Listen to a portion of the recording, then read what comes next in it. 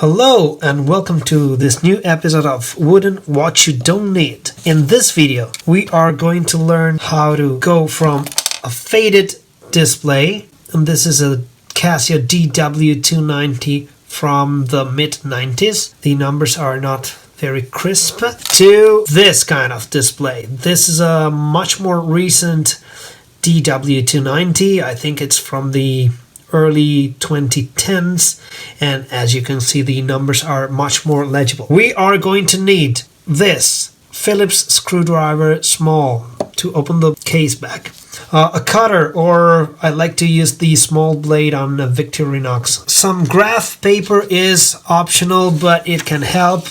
A sharp pencil or ruler of some kind, and most important thing, a pair of 3D glasses. Now, there are videos like this all over the internet, but I took this idea from a video by an Italian YouTuber called Seasanta Minuti, which means 60 minutes. I am practically copying his video, so a lot of the credits go to him. A wrist check first. Ta-da! I am wearing, just for a change, a DW-290. My wrist is a very thin 16.5 centimeters or 6.5 inch wrist, and this watch is like the biggest I can wear. So to sum up, this is my oldest DW-290. This is my battle DW-290. This is the watch with which I do most of my outdoor jobs. I bought it used, and I think it's from, I don't know, 2012 or 2013. This is the newest one. I bought it in 2020 or 2021, can't remember precisely. On these two, the battery is about 1.5 years old, and I changed the battery to these two on the very same day. So you can see that the dim display on the oldest and made in Japan DW-290 is not dim because of an old battery, but it is a matter of polarizing screen. So let's open the watch with our screwdriver. I have this very practical silicone mat. It will help you not lose the screws when you unscrew the screws from the back. You can put them here. It won't scratch the crystal of the watch, and in general it keeps things steady. So apply a bit of pressure on the center of the case back. Oh, before I take the case back off, let me show you what the 3D glasses do. If you put them right on the display and somehow you turn them, see here we have sort of a negative display. It changes as we turn, and here, if we turn it this way, we have a much crisper display. Can you see it? So this way the numbers are much more visible. See, if I take it off, less visible, dimmer, put it on, much more visible. So we'll have to find the right angle to put the 3D lens. Let's try with the other one. Yeah, you have your negative display like this. If I turn it like this, you have a crisp display. So let's take the back off. And as you can see, this one is made in Japan. And have a look. This plastic retainer of the watch will have to be put in the same exact position afterwards. So just pay careful attention. You see that there's the round thing here? This is where the plastic white retainer has a round kind of semi-hole. And you just have to pay attention to put the hole here, corresponding to this round thing, which I don't know what it is. Take off the retainer.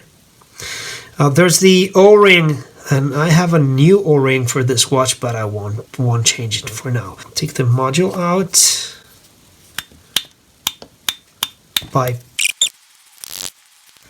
Take the module out. See, it's kind of dim. So this is the angle in which the display looks more crisp. So here I cut the lens out. To me this looks like the ideal position. So what I have done is I have drawn my template of the back of the screen, back of the crystal, and the measurements are 22 mil across in the widest part, 18 mil up and down. Basically you have two trapezoids or trapeziums or trapeze, I don't know the plural of here. So 18 mil up, 18 mil down, 22 mil in the widest part, and the height is 14 mil. I think that this is the best angle. So I will do like this. It should just about do it.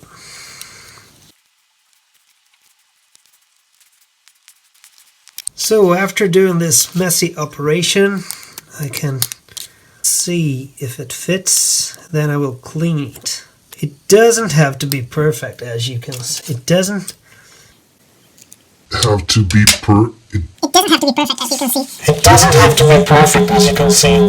As you have seen, I have not done a surgical job, but let's see if it fits. So this one is not perfect, but it fits reasonably. And let's see if I put it the right way. So if it's visible enough. Yeah. To me, it looks much better than before. Let's try it without the polarizing screen. So let's take the polarizing screen off, give it a good wipe, and then we're good to go. Okay, hopefully the final assembly. Now as I'm doing this, and since I have noticed that this solution is effective, I might want in the future, I might want to buy a more professional polarizing screen, maybe an adhesive one, in order to do a better job. Let's take our O-ring here. Let's put our retainer back on.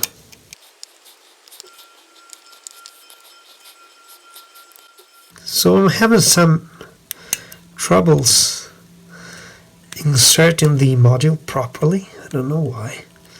It wants to go all the way down. Okay, now it did click. Okay, it did click. It did click all the way down now. The round part here goes where this other round part of the module is. I have no better terms than round part, but you get the idea. The plastic retainer, or whatever the name of this white thing is in place. The O-ring is in place. And let's screw everything back down. But first, have a look. Okay, as I was telling you, I can see that the display is much more visible, only that I can see that the old 3D glasses, they were a bit ruined, so I can see that underneath the crystal there's something that's not going. But anyway, both display are perfectly legible. This one has a darker tan to it, and it's all because of the polarizing screen. So I might consider changing once again the polarizing screen on this one, but for now I'll keep this one because for me this was an experiment.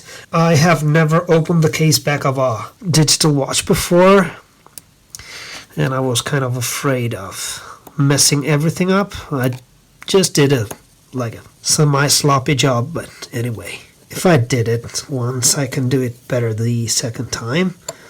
I know what to expect next time.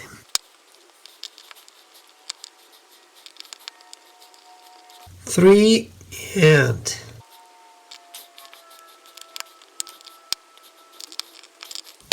Okay, all 4 screws have been screwed. Poor them. Am I happy with the result? Well, not 100%, because as you can see, the 3D lens is kind of visible underneath the crystal. The scratches that you see, they are on the crystal. The digits are much more visible than they were before, as you can see. But I can do a better job, and I will do a better job, and I will make a video about it. This was my first experiment, and experiment, well, had a positive outcome. I will see you on the next of Wooden, What You Don't Need.